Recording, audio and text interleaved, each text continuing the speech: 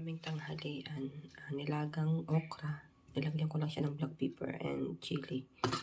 And then, lagyan natin siya ng toyo. Ayan.